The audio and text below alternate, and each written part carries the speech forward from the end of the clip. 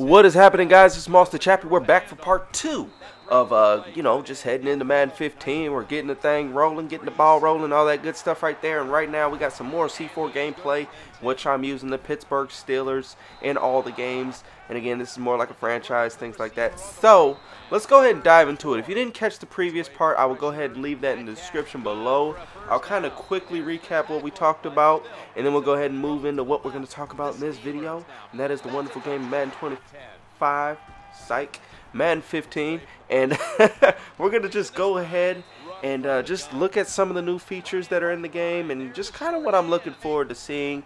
We kind of looked at it briefly in the last video, but let's go ahead and start it up. So first off, last time we talked about Madden 25, the goods, the bads. We talked about moving from Gen 3 to Gen 4, current gen to next gen, which is now current gen, and, what system everybody's on, all that good stuff. What are the tournaments going to be on?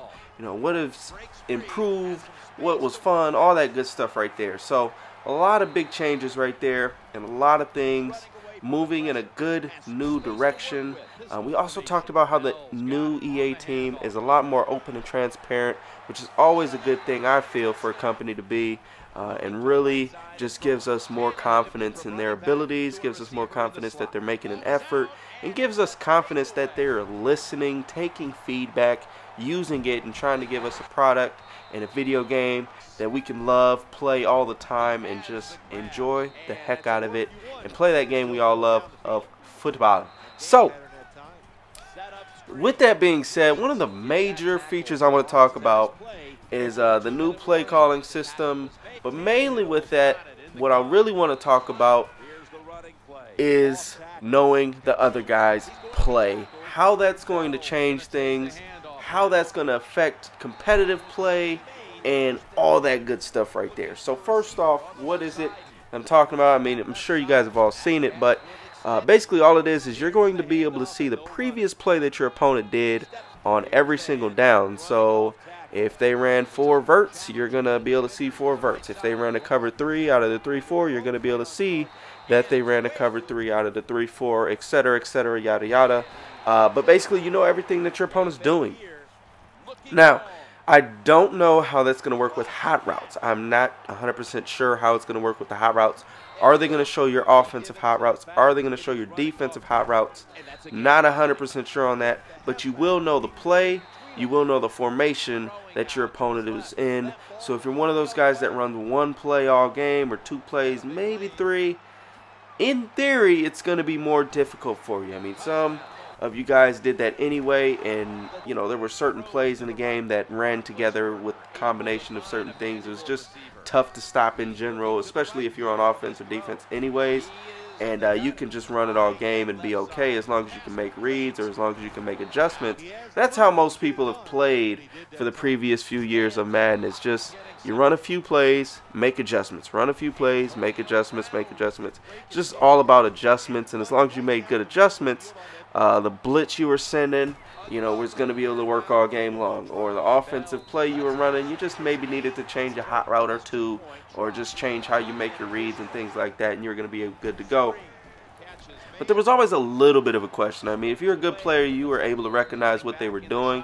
But sometimes, that you'd run across that guy that ran something really unique or really weird. And you're just like, dang, what is that? I mean, it looks like a 3-4. Maybe it's a 1-5-5. Maybe it's this, maybe it's that. I'm not entirely sure. Or they're on offense and you're just like, I think I know what formation that is. Not entirely sure. Is that trips? Is it trips tight end? Is it, which form of trips is it?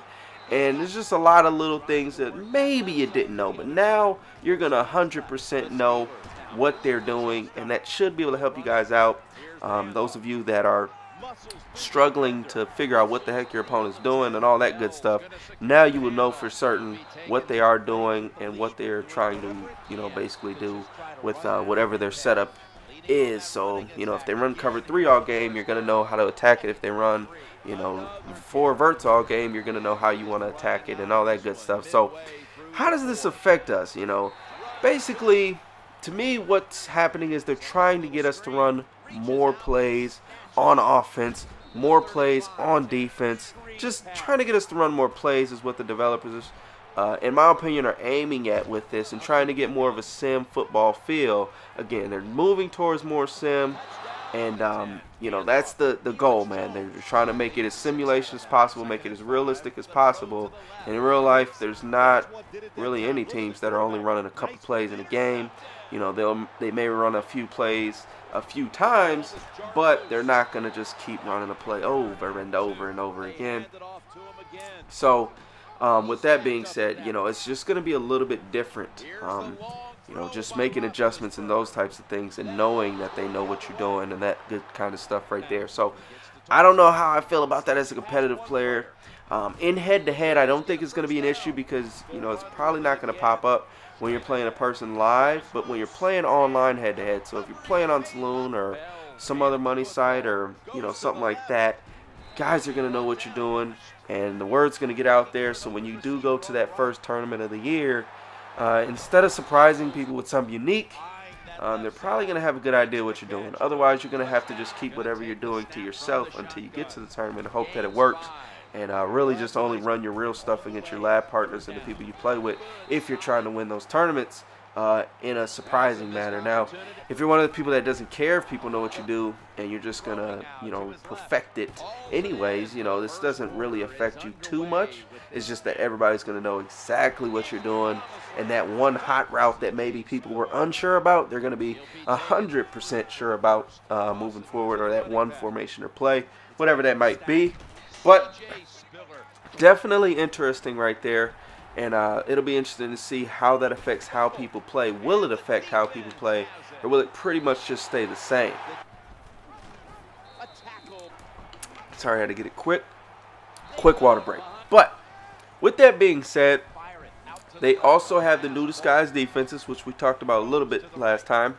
So with that, you may be able to actually take advantage of people reading what play you're doing. So maybe you want to go cover 3, cover 3, cover 3, cover 3, cover 3, and then that time they're just picking apart the cover 3, you run a disguise cover 2, or disguise cover 4, or disguise man, or whatever defense they have available, where it looks like a cover 3, they expect the cover 3, and you fake them out. So it's kind of going to be one of those things where you can take advantage of the fact that they know exactly what you're doing as well. So there's a lot of different ways that you may be able to utilize this to your advantage. So knowing what your opponent's doing, but also taking advantage of the fact that they know what you're doing, and you can try to kind of take advantage of that in certain ways and just try to manipulate them into thinking you're doing one thing, and then you really just hit them with the curveball. You know, fastball, fastball, fastball, hit them with the curve. You know, I'm not a pitcher. I don't know too much about how all that good stuff works, how you want to set up a batter, but you can use that to your advantage, basically. So that's one huge feature that's really going to dramatically change how the game plays and all that good stuff. You also now have the new, I guess you would call it a virtual trainer, or, you know, the gridiron gang, or whatever you want to call it, the practice mode. There's now a mode for you to be able to work on your game and actually understand the fundamentals of football. You know, they teach you how to read a cover 4, how to read a 2-man under, how to read these things that all the good players have known how to do. But now everyone's going to have an opportunity to learn how to do it, and it'll really be a good system for you guys to learn just technical, good football, and just learn how to really play football and move into that sim thing. And it also just give you more skills. You know, there's a lot of user stick and a lot of user skill that can help you in the game of Madden. No doubt about that. But just understanding real life football concepts, understanding how you want to really attack a cover 3 and really attack a cover 4, cover 2, or any other defense in the game, or how you want to attack a certain run style or a certain pass concept. All those types of things are really going to help you in Madden and really just help elevate your game to that next level. And I think that training session is really going to be something that a lot of people will be able to take advantage of and also learn from. And from what I've heard, the challenges are really fun too. T-Raw was telling me they're fun. A few other people telling me those challenges are awesome, and trying to get those highest coins or highest scores possible. And with that, man, you're definitely going to be going at it with your friends trying to get that top score. Maybe, maybe not. Some of you guys will take advantage of this. Some of you guys won't. Some of you guys are just like, no, I'm too advanced for that. And I can appreciate that. And some of you guys are going to be new to the game, and definitely this is something that'll be hugely effective for you. But even for you more experienced players, this is something that may still help you out. I'm going to definitely take advantage of it. Just go through it at least one time. Whenever I play 2K, even though I know the buttons, I know how to play, all that good stuff, I always go through that little training thing that they got, learning how to do each move, just so I'm familiar with them, just so I can, refresh myself. All that good stuff like that. So I usually go through the tutorials one time on every game I play, just to get a feel, just to get comfortable, just get reacquainted with the game, and just, get comfortable, man. Everything's about being comfortable. If you're comfortable, you're going to be a lot more successful. As a basketball player, when you're developing your handles, when you first start, you got to look at the ball. You're dribbling slow. As you get more advanced, you can look up. Then you get even more advanced. You can read what's going on around you. You're not worried about losing the ball. Losing the ball is like the last thing that's on your mind. You're thinking about every other aspect of the game. So if you're comfortable with the game, you're comfortable with your user sticks, you're comfortable, trying to do all that good stuff, then you're going to be a lot more confident and a lot more able to read defenses, read what the offense is trying to do to attack you, just make reads, and then you'll be able to make those adjustments that you think are necessary in order to help you find more success. So that is definitely something it's going to be interesting, and we'll see how many drills they got exactly and how effective those drills actually are in teaching you those fundamentals. But I have a really good feeling that it's going to be something that a lot of you guys are going to really be able to take advantage of, and don't feel like you're a noob for using it at all. I mean, I'm definitely going to use it. I've been playing Madden for years, played football for years, and it's still something that where you can just maybe refresh on something that you weren't fresh on, or maybe just touch up on some skills that maybe you were lacking in, or maybe there's a certain type of route that you just struggle to stop, or there's a certain, you just struggle with your user skills against certain route combinations, all that different kind of stuff right there. So just a lot of different things that it can help you with. And like an idiot, I throw a pick right there right before half, like the worst thing you can do. And this is something I tell you guys not to do all the time, because it's just terrible to give up that free 3 right before half. Instead of going into half up 3, now the game's tied up and he definitely wins the first half. So that's the worst thing you can do. But like I was saying, man, I'm definitely curious to see how that's going to end up working out. Now, this is also something I want to talk about. We got a defensive player on the cover. Now, I know that's not a super big deal, but to me that's kind of a big deal, because usually whatever player's on the cover, that side of the ball gets a little bit more love.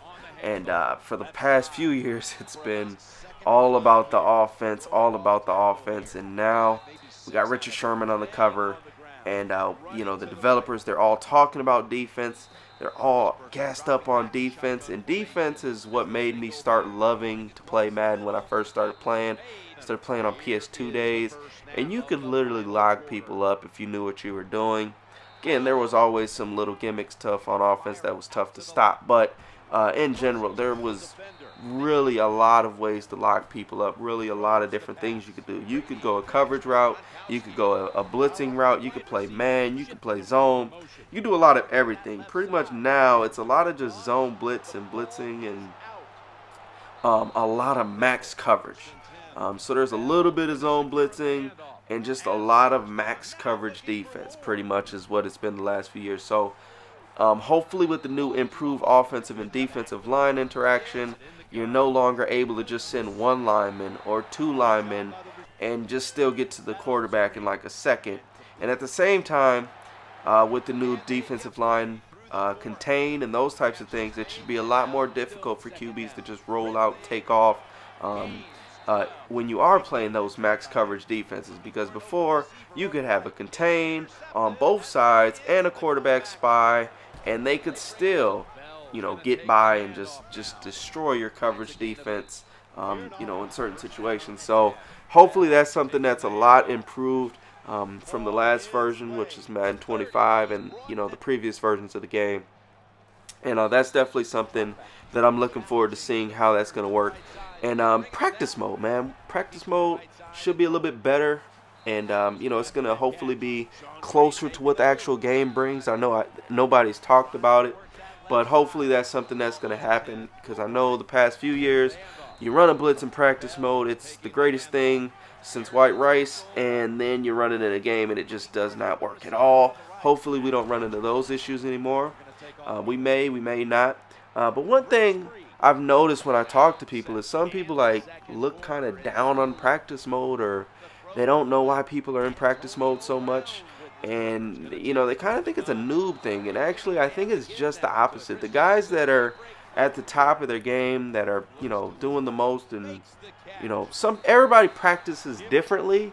But a lot of the people I know that are playing at a high level, they're in practice mode a lot. Like, I personally will go into practice mode for hours at a time and only play like maybe a game or two that day, just because I'm working on stuff, just because I'm scheming. And, you know, there's just a lot of good things that practice mode gives you. It gives you a lot of opportunities to get repetition on repetition on repetition on whatever offensive play you're running, or defense you're trying to set up, or blitz you're trying to come up with, all that good stuff. So practice mode to me has always been helpful in that aspect of things, and I've always tried to take advantage of that game mode to try to, you know, basically just do the most that I can in order to achieve the best results in my gameplay and just try to develop.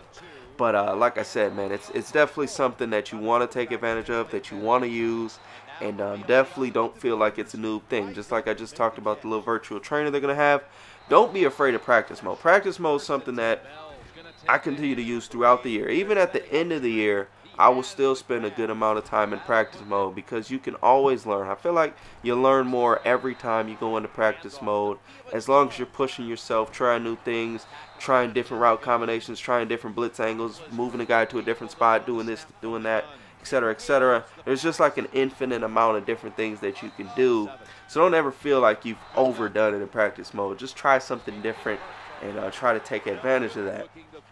Now, in this next portion, I'm really going to talk about how playing in a season, how playing, you know, in a franchise mode, and those types of things is a little bit different than just playing one game head to head. Because, you know, a lot of people don't play franchise, and a lot of people do play franchise, so everybody's different. But one thing I feel like franchise can definitely help you with is playing against people that know what you're doing, because guys are going to talk. You know, now that we know the plays people are running, that's going to be part of helping know what people do. But if you really want to get that, you know, true experience of an NFL season, or if you want to get to play against people that know what you're doing, that way you can see how they want to adjust against it. Quick ranked is awesome, but, you know, you kind of got that surprise effect, whereas in a franchise, it's not going to be as much of a surprise, because, one, you have season stats to look at, and if you're not taking advantage of that, definitely do. But you know what? I'm going to cut it off here. I'm going to cut it off here before I keep going too far. And we'll go ahead and finish this up the next time.